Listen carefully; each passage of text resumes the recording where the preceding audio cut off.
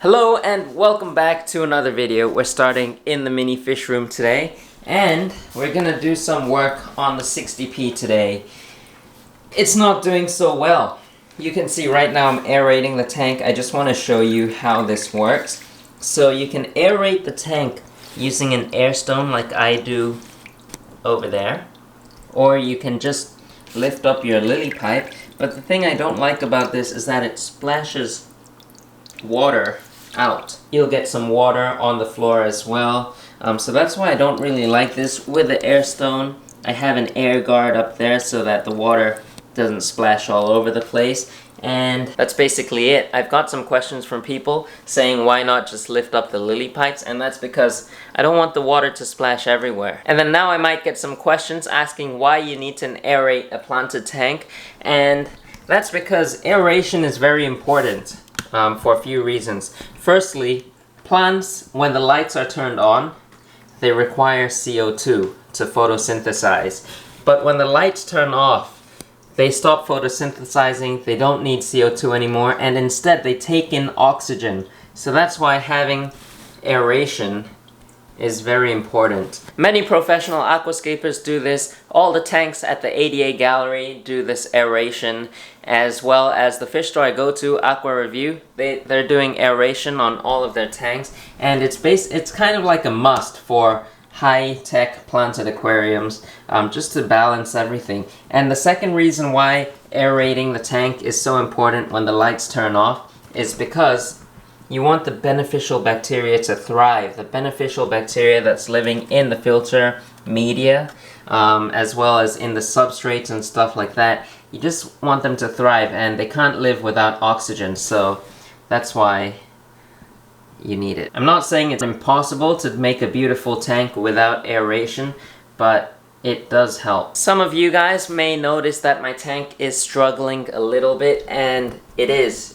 It's not doing very well right now. In the pictures, in the videos, from a distance, it may look alright, but if you look close up, it's not doing good, and there's a few reasons to this. First, I think there's too much light on this tank. That's why I turned one of them off, and that's, I think, because there's not that many plants to suck in all the nutrients. That's why we're getting quite a bit of algae, because there's just too much light. Maybe if I had more plants spread around this tank, then having those two lights on would be okay, but for now I'm just trying this out, seeing if that will help at all.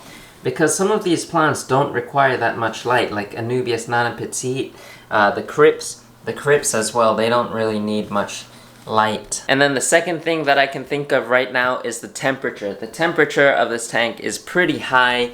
It's not ideal right now. If we take a close-up look at the thermometer, I got this thermometer from ADA. It's about, how much is this? Like $7?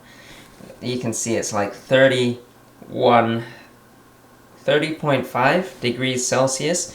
So it is quite high up there. Ideal would be around 25 to 27 would be perfect. But I've seen this tank go up to 34.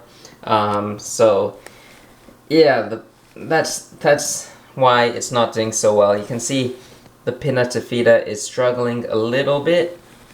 There's a lot of melting back here. You can see a lot of the Pinna leaves are dropping here as well. Yeah, not so good.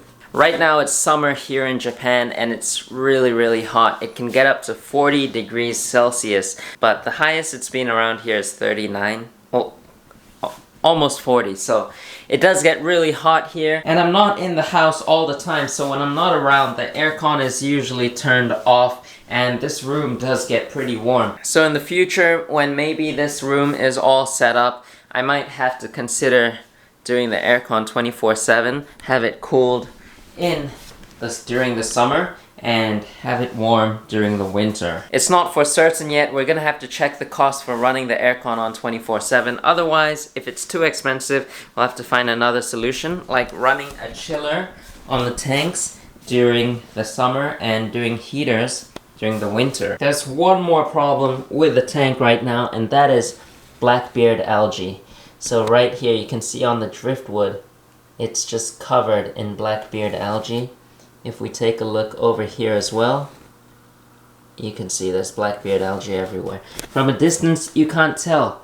You just can't tell that there's any algae. Well, maybe on the glass you can tell that there's algae because it's all green. But Blackbeard algae, it's a problem. Maybe I could be feeding a little bit too heavy, but I feed once every 2 days, so I don't think it's that. Or I could be putting in too much nutrients, fertilizers. I don't think it's that because I'm not putting that much in. It could be the light. So yes, those are the 3 main problems with the 60p planted aquarium right now. It's looking good from a distance, but from close up, it doesn't really look that good. But that's not the main focus of today. Today we're just gonna be doing a maintenance and cleaning out these lily pipes because look at how dirty they are. And we have to clean the hosing too because these are supposed to be clear. Before I do that though, there's one more problem I'm dealing with right here in the fish room, and that is my favorite fish, the Sabo resplendens. You can see from a distance they all look good, they're all swimming, they're all eating, but they're not doing good. I don't know how to explain this, but I think they might have white spot or ick. It's really hard to see. I don't know how to get in on that, but you can see they're all doing okay, but if you look really closely at some of them, they have white spots, and I really wish I could focus. This guy's not doing well. Come on, focus camera. So you can see he's skinny. They're eating still, but for some reason they're skinny. I think something might be attacking them, and this was so sudden. I've made it to the dollar store and I'm looking at all these plastic containers because I need one of them. You'll see why I need a plastic container later. And I'm back. I've got the container right here. It's a pretty big size. You can see right here, pretty large. And the reason why I need this is because I'm going to be taking these lily pipes off, both of them, and putting them in here. And I'm going to add water. And this right here is a chlorine solution made by ADA. You can get these for around $5 a bottle. You just put like a little cap full of this in there and then soak the lily pipes for a few minutes, maybe around 30 minutes, and it'll be clean. So there are other alternatives to using Super G. You can use bleach.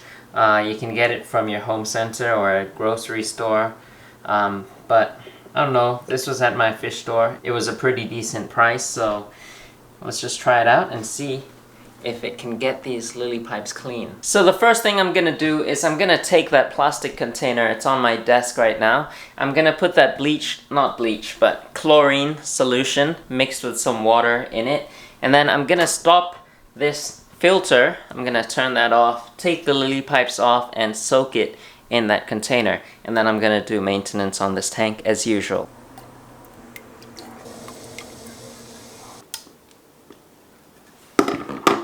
Same thing, just push on it a little bit.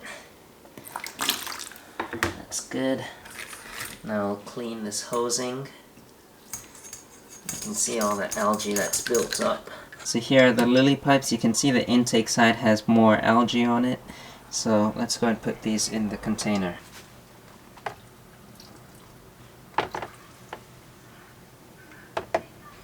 First ever cleaning. Let that soak in there for maybe 30-40 minutes and see what happens. See all the algae on the sides of the glass? I'm going to be removing that. I'm going to be taking out the dead leaves. I wish the Pinnatifida can bounce back.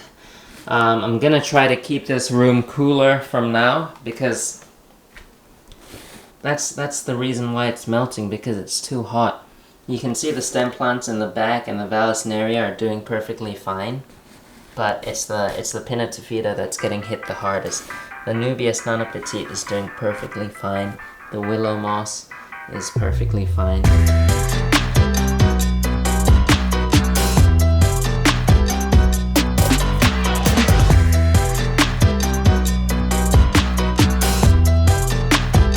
Alright, checking back on the lily pipes. Let's open this thing up. I can already see that it looks lot cleaner. Look at the intake side. You can see that there is less algae. So let's take this out and I'm gonna show you how to clean it from here. Alright, so here you can see it's a whole lot cleaner. Just rinsing it with water takes off a lot of this gunk. You know, you just rinse it a bit and a lot of the algae will come off on its own. So that is really good. Look at that. I don't know how well it shows on camera, but alright. So how am I gonna remove the remaining stuff? I've got this right here. This is a spring washer, and alright, let's see if this will focus. So this is a really good spring washer.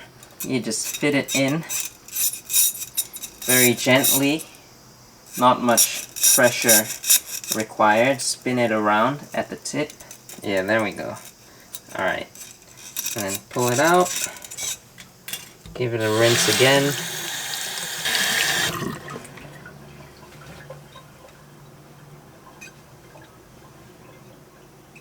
Now the lily pipes are cleaned and looking really fresh. Really happy with this. I should put like a mat over here, a soft cushion mat, so that in case I drop it or something or hit it against this, it doesn't crack. So in the future I'm gonna put a mat there, just whenever I do the cleanings. And this can actually be reused too. So for the next cleaning, if you can store this somewhere or just keep it at your counter, you can keep this, use it for the next cleaning. Now it's time to fit the lily pipes back on. Look how spotless and shiny that looks. Alright, you shouldn't hold it like this because it just increases the chance of cracking it, so don't do that. So I always put the intake, the inflow side on first. You want to wet the tip so that it fits on easier and you can slide it around, adjust it easily. Put the lily pipe on. Move this a little bit. Perfect. Put this right here. Adjust it a little bit so that it's straight. That's basically it. And now we can switch this filter on.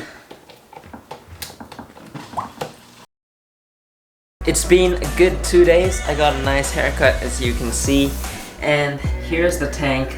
It's looking alright. The glass lily pipes, as you can see, still very nice and clean. Tank looks good. You can see there are still a couple fallen leaves scattered around the Pinnatifida. So it's mostly the Pinnatifida on the top, I think. But the ones around this area are doing fine. In the middle as well, you can see they're pretty alright. And I forgot to mention the other day, but the fish are all perfectly fine. They're still active. They want to get food.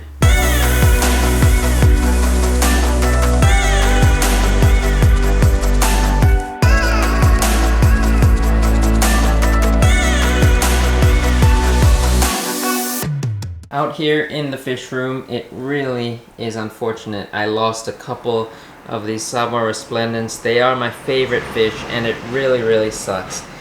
Because prior to keeping these fish, I've never seen them anywhere else before. So I really want to cure these, and I forgot to show you this, but this is the medication I'm using on them. It's kind of like a general cure, and it also treats ick, white spot disease. The next dosage is tomorrow, so I'll be doing a water change and then adding 6 mLs of this into this tank. So hopefully, I just hope they can come through. As always, I hope you enjoyed this video. Not really the best news today. Hopefully things get better, especially for those Savoir resplendens, because I really like those fish and I want to breed them. That's the main reason why I got those, to try to breed them, but I really hope they get better. Like squad, be sure to hit the thumbs up button. We've got a fish store tour coming up in the next video, so stay tuned for that, and I'll see you next time.